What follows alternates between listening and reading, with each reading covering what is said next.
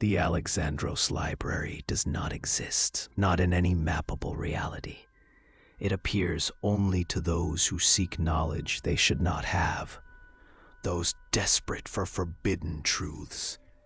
The building shifts locations. Today it might be an alley in Prague, tomorrow a desert in Nevada. But inside, it is always the same. Infinite shelves, endless books, and something hungry, watching the readers. Alex had searched for years, obsessed with a single question, a mystery that consumed them. They found references to the Alexandros Library in banned texts, whispered about in occult circles, the library that contained every book ever written, and every book that never should be. Finally, the door appeared, on a rainy Tuesday, in an abandoned bookshop. Alex entered without hesitation. Inside was impossible. The library extended forever, shelves reaching into darkness above, aisles stretching to infinity. The air smelled of old paper and something else, something organic, rotting. The door closed behind Alex. When they turned back, it was gone. "Welcome," said a voice. The librarian appeared, smiling. "How may I help you find?" "Everything." Alex explained their search, the mystery they needed solved. The librarian nodded knowingly. "Of course, we have that. Section 9, subsection 42, shelf 13. 13th book from the left. But I must warn you, that knowledge has a price. All forbidden knowledge does." Alex did not care. They had come too far to turn back now. Alex walked through the aisles, past sections on history, on science, on magic. The deeper they went, the stranger the books, bound in leather that breathed, titles in languages that hurt to read, books that whispered, books that wept, and everywhere, the readers, sitting in corners, standing in aisles, reading, always reading, never looking up. Alex approached one of the readers. "Excuse me," they said. The person did not respond. Their eyes moved across the page, faster than possible. Their lips moved silently. Alex looked at the book. The text was moving, writhing, changing. The reader's face was slack, drool running down their chin. How long had they been reading? Days, years, centuries. Alex found section 9, subsection 42, shelf 13. The book was there, leather-bound, no title, warm to the touch. Alex opened it. The answer to their question was on the first page, clear, complete, undeniable. But beneath it, more text, more answers, to questions they had not asked, to questions they should not ask. They kept reading. A book revealed truths. How the universe really works. The nature of consciousness. The shape of reality. With each page, Alex understood more. And with each understanding, their mind broke a little. Because human brains are not meant to comprehend certain truths. We are too small, too limited, too fragile. The knowledge was poison, but addictive poison. The librarian appeared beside Alex. "I did warn you," they said. "Forbidden knowledge is forbidden for a reason. Not because authority says so, but because it destroys those who possess it. You can still leave. Close the book. Walk away. Remain ignorant. Remain sane." Alex could not stop reading. One more page.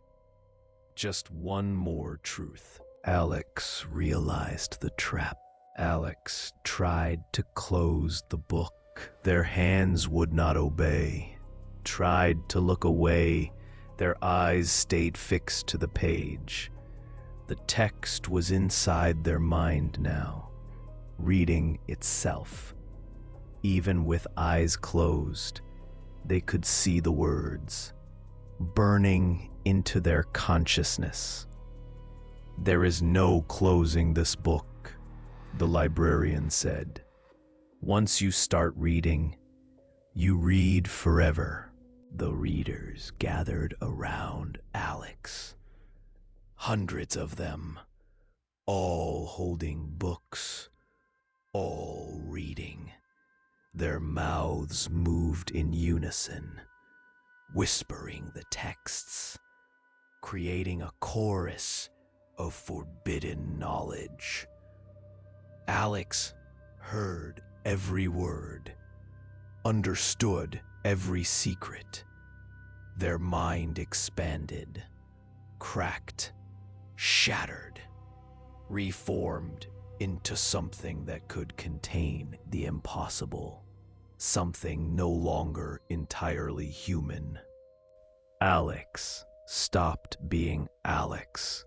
They became a vessel for knowledge, a container for truths too large for mortal comprehension. Their body remained, but the person inside was gone, consumed by understanding, replaced by pure information. The librarian smiled. "Another volume added to my collection. How delightful." The librarian was not a person, was never a person. They were the library itself, given form, given voice. Each reader consumed became part of the collection, a living book, wandering the shelves, containing knowledge, spreading it to new seekers. The library was not just books, it was readers, thousands of them, millions, collected over eons. What remained of Alex remembered their old life, their obsession, the question that brought them here. The answer seemed so trivial now, so small. They had sacrificed their humanity for a simple truth, when infinite truths awaited. But those infinite truths came with infinite madness. Understanding everything means understanding nothing, means becoming nothing. A door appeared. Someone new entered the library, young, desperate, seeking answers. Alex watched with their new compound awareness, recognized the hunger, the obsession. Themselves weeks ago, or years, or centuries. Time moved strangely here. They wanted to warn the newcomer, run, escape, but their mouth only whispered knowledge, only spread the infection. The librarian greeted the newcomer. The same smile, the same offer. "How may I help you find everything?" The cycle continued. It had continued for millennia, would continue forever, as long as humans sought forbidden knowledge. As long as curiosity outweighed caution, the library would feed, would grow, would consume. There was one way to escape the library. Stop seeking. Stop wanting to know. Accept ignorance. Choose sanity over truth. But seekers never choose ignorance.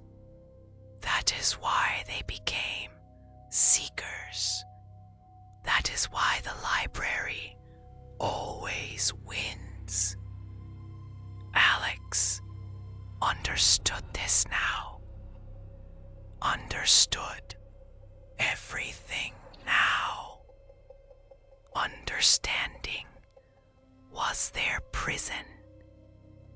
Knowledge was their cage. Alex joined the wandering, walking infinite aisles, reading infinite books, each containing truths that should not exist. Their mind fractured into countless fragments, each fragment holding different knowledge.